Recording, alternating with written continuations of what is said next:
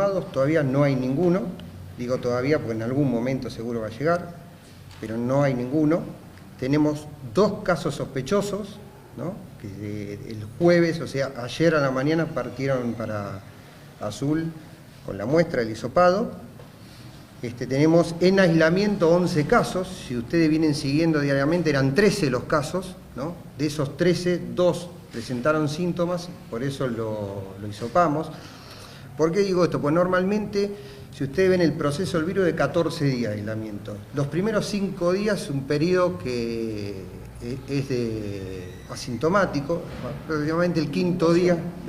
De incubación, claro. Aproximadamente el 5.º día comienzan los síntomas y el mejor momento, que ya está estudiado para hacer la PCR, es entre el 7.º y el 10.º día. Entonces nosotros lo teníamos aislado para cumplir eso, para que entre el 7.º y el 10.º día, tirando más al 9.º día, hacer el hisopado, pero dado que de esos 13, 2 presentaron síntomas, nos obligó a hacer el hisopado y lo mandamos. Por eso van a ver esos 2 casos sospechosos ahora, y de esos 13 bajaron a 11 los casos que están aislados.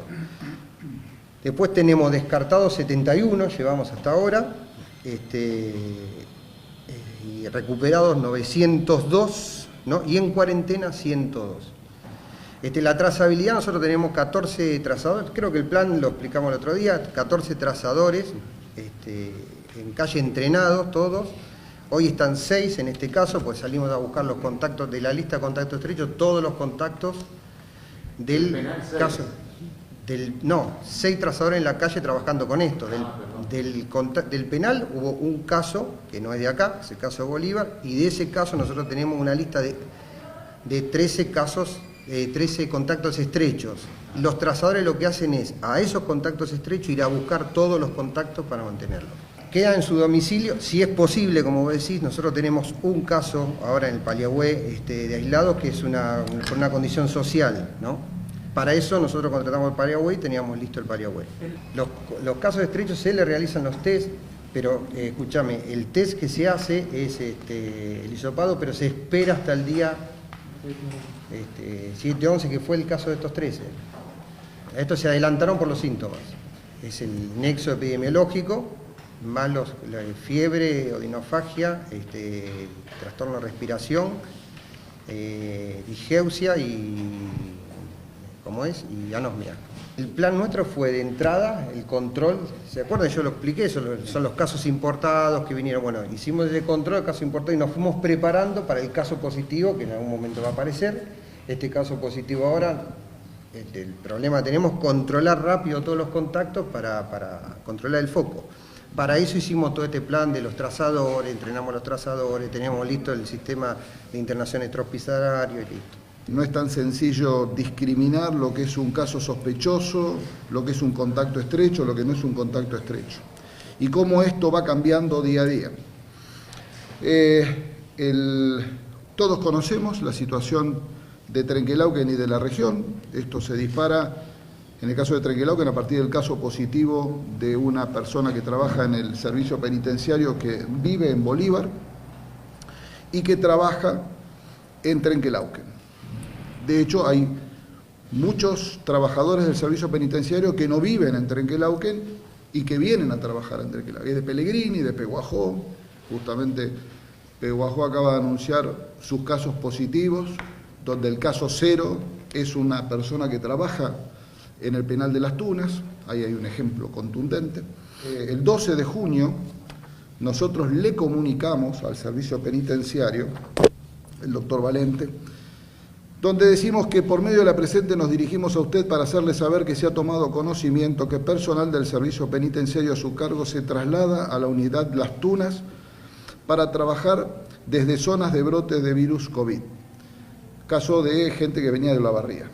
Debido a lo expuesto, se le solicita que en carácter de urgente envíe a esta Secretaría de Salud un listado de las personas que se trasladan desde otras ciudades a trabajar donde conste apellido y nombre, DNI, lugar de residencia y motivo por el cual no residen en el lugar de trabajo.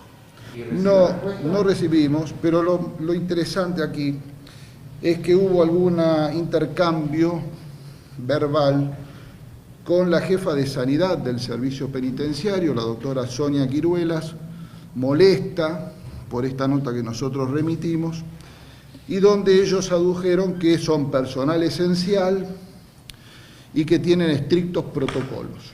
Entonces, acá primera discusión es si el trabajo es esencial, no, si la unidad puede trabajar o no con la gente de acá o no puede trabajar si se le saca el personal que viene de otros lados.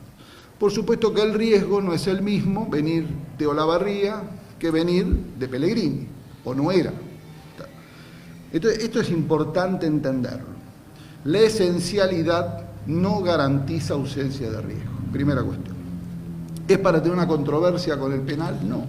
Simplemente para decir que estas cosas terminan pasando y que por más protocolo seguro que se tenga, después el protocolo hay que cumplirlo puertas adentro de las instituciones.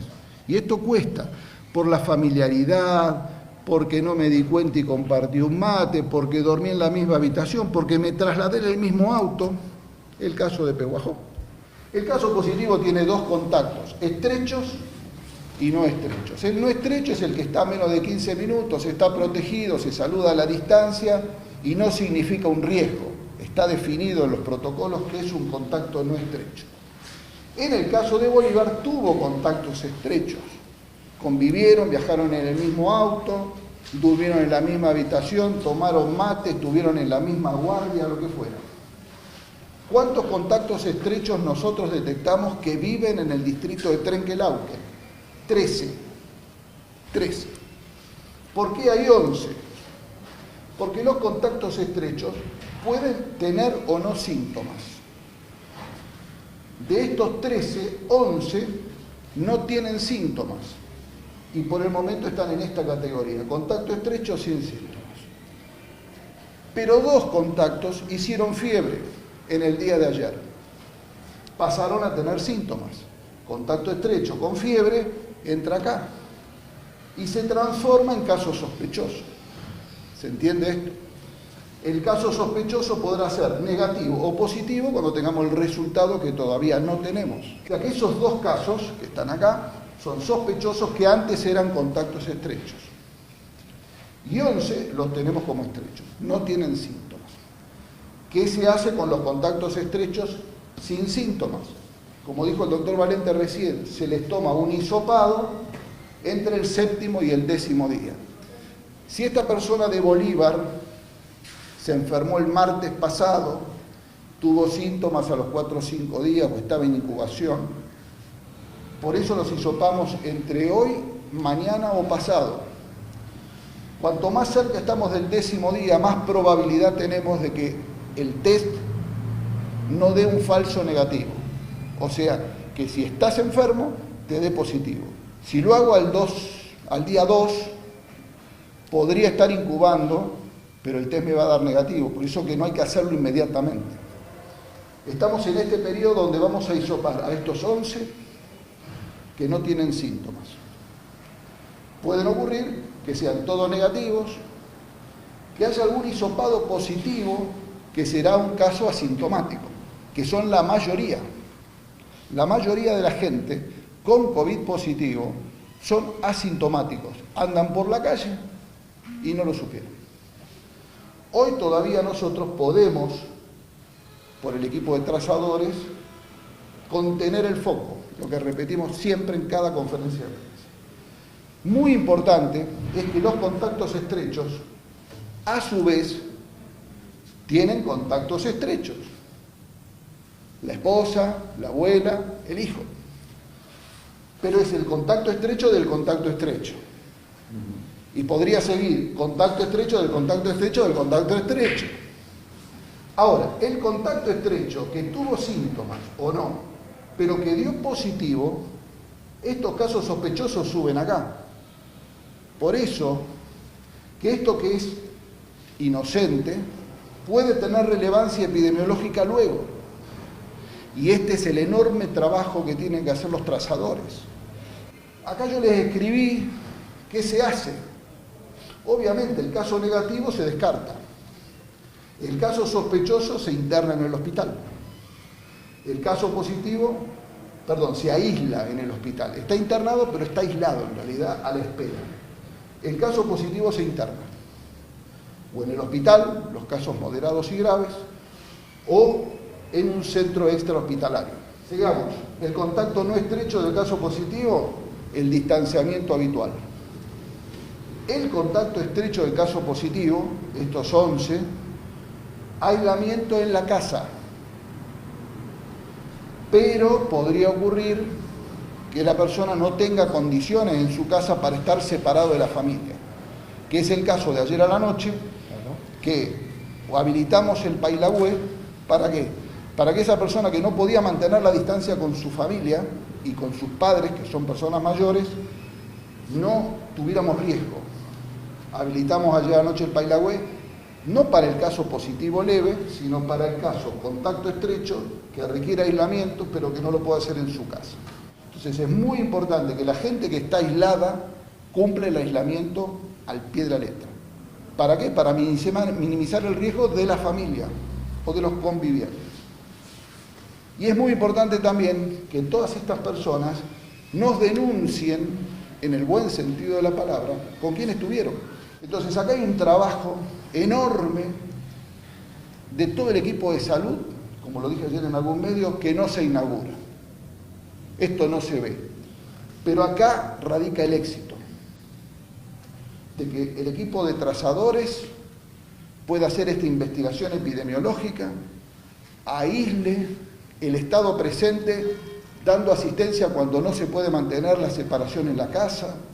Esto significa darle de comer, sábanas, poner guardia, tener gente a disposición. He hablado con los intendentes que tienen servicio penitenciario, todos tenemos el mismo problema. En Magdalena tienen 12 casos positivos adentro del penal, por estas cuestiones, ¿no? Entonces el esencial no es inmune, y por tener un carnet que nos permite viajar no nos evita que nos podamos pescar el COVID y además, como contacto estrecho, transmitírselo a los demás.